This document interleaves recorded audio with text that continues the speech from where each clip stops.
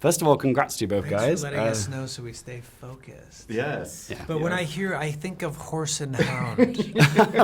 Horse and Hound. Horse and Hound, do you remember that I'll talk to my reference? editor, see if we can think about changing the name. Do you Horse and remember Hound. what that's from? I don't actually know. I believe that was the name of the magazine in Notting Notting Hill. Oh! That With Hugh the- Grant pretended to be the journalist. Horse and Hound. Julia Roberts. Oh yes, it's just a question of Horse and Hound. I feel ashamed as a film journalist for not knowing that bit of movie trivia, so Oh. I need You know to everything. brush up on my Notting Hill. You're still young. Yes, of course. But to be fair, it was around in my youth as well. The first Tron wasn't, but There you go. yeah, Notting Hill certainly was.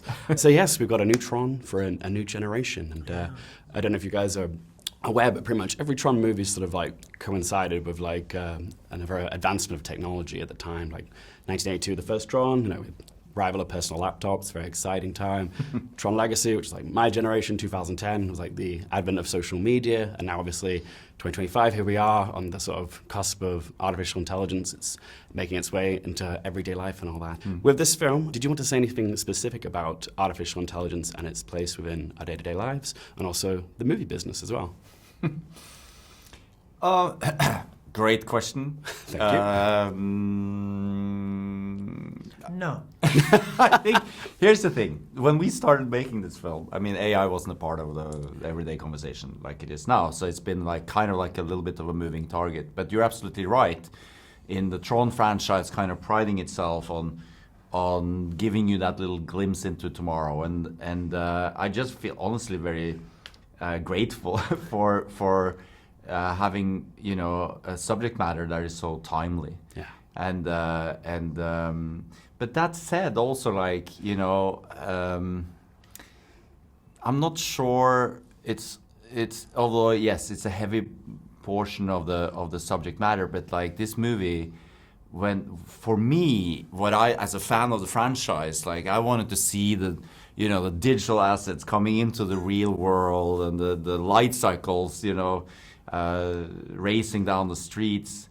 And I wanted to see Ares and follow his journey. And I think that's, as a fan and as a filmmaker, that's what drew me to it. And a little bit less about the AI aspect of it.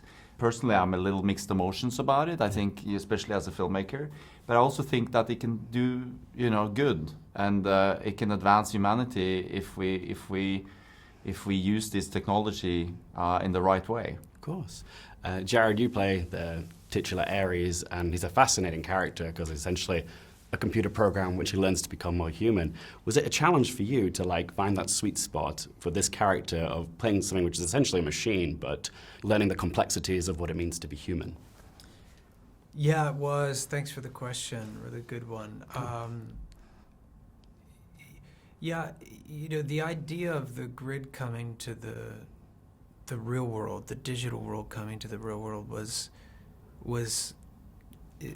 really exciting to read about. The first time it was in a draft of the script, the first time it was talked about or pitched, and it was like, oh, this is where we need to go. The first films, we start in the real world and we go to the grid, and playing a character that starts in the grid, you're presented with, some parameters, some limitations. This is, Ares really follows directive. He accomplishes a goal and he goes back and he does it again and again and again. He's methodical, clinical, intelligent, but works within parameters. There's no kind of wasted moment. There's not a gesture that's inefficient.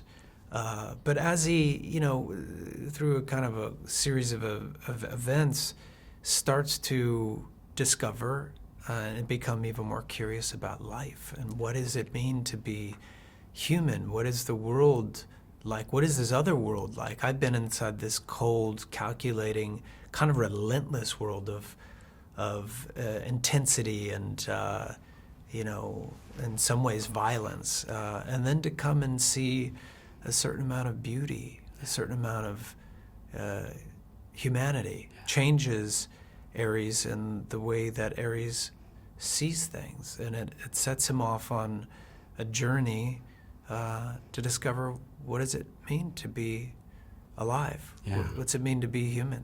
Apparently, Depeche Mode is the key. Yeah, and then like humor. There was one point too. I wanted it. I don't think we got to this, but I wanted Aries to hear a joke, not understand it, and then say, "Oh, that's funny," and understand that it was a joke. And then at the end of the movie, I wanted him to tell a joke. We didn't kind of get to that, but we those are some of the things that we played around with. Yeah. Because I thought it would be funny if he told a joke and then maybe nobody laughs and it was like, it's humor. And I would be like, oh, he's like, get the joke. So yeah, that stuff was really fascinating to think about and talk about, and it was fun to go on this journey and bring this movie to life that Joachim wrestled next chapter. from absolutely nothing into reality. Pretty cool to be a part of it all. Yeah. Yeah, Awesome. yeah. Last one, I promise. What's your I Just Can't Get Enough? What's that song that makes you guys feel alive when you hear it? Oh, you no know, cheating, Jared. No 30 Seconds to Mars. No 30 Seconds to Mars. Oh, then we Damn. don't have that. Well, I would, That's it. yes, I was gonna say 30 Seconds to Mars. No, I've always loved Nine Inch Nails, and I thought they did a great job with this. I mean, those first couple of albums they made were just mind blowing. And this stands alongside, the great work that they've done as artists out there over the years. But apart from that, I think I Just Can't Get Enough from me would be anything by The Cure. Yeah. But you know what I always love too is Cyndi Lauper, Time After Time. Oh, not what I was expecting. Such a but classic. But it is a Be the banger. girl. Yeah.